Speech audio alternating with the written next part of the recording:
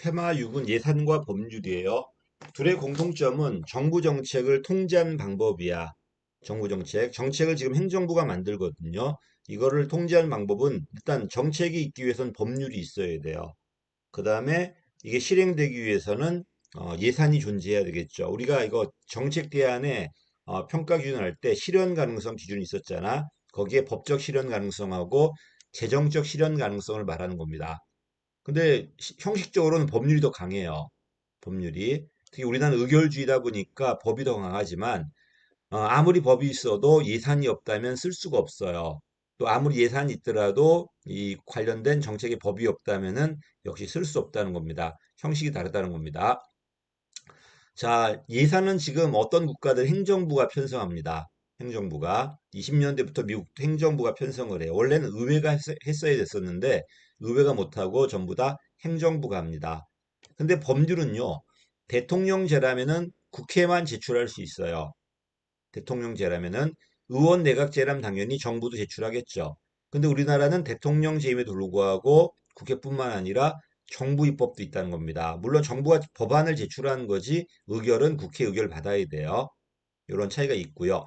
반면에 예산은 1년짜리다 보니까 이렇게 제출 기간이나 심의 기간이 정해져 있어요. 헌법은 90일 전, 국가지정법은 120일 전. 그다음에 심의 기간이 헌법에만 있습니다. 30일 전. 국가지정법에는 제출 기한이 있어도 심의 기한은 없습니다. 근데 법률은 그런 제한이 없겠죠. 또 심의 범위가 국회가 심의할 때 정부가 제안하는 것을 삭감이나 그 감액은 가능합니다. 폐지 같은 것은. 근데 증액한다든지 세비목 설치할 때는 전혀 불가한 건 아니고 반드시 정부 동의 받아야 돼요. 설치는 원칙적으로 불가해요. 원칙적으로 써줄까 여기다. 그럼 예외적으로 정부의 동의 받는다면은 증액할 수도 있다는 겁니다. 근데 법률 이런 제한이 없어요. 제한이 없습니다. 그 결과 거부권이 예산 없습니다. 정부가 한 것을 폐지와 삭감만 했고 증액을 할 땐 동의를 받아야 되잖아요. 그러니까 원칙적으로 국가 예산은 거부권이 없어요. 대통령은 예산에 대한 거부권이 없어요.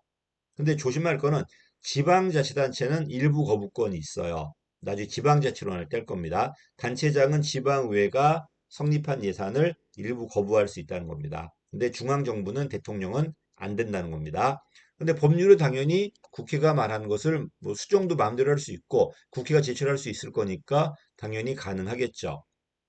또 예산은 국가기관만 구속하다 보니까 공포가 불필요합니다.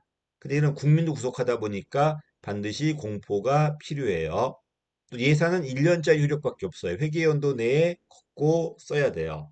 근데 법률은 개정되지 않는 이상은 제한이 없겠죠. 그다음에 어쨌든 우리는 형식이 다르기 때문에 예산이 있다고 해서 법률이 개정되는 것도 아니고 법률만으로 예산을 변경할 수도 없습니다. 형식은 다르니까. 물론 우위는 법률이지만 형식이 달라서 그래요, 이거는. 여기까지가 이제 예산과 법률인데 시험에 나올 만한 것은 요거 증액이나 이거 그 세비목 설치 여부 요거하고 거부권. 요게 이제 제일 중요합니다. 나머지는 한번 읽어보시면 될 것 같아요. 주로 거부권 문제로 많이 물어봅니다. 여기까지 하겠습니다.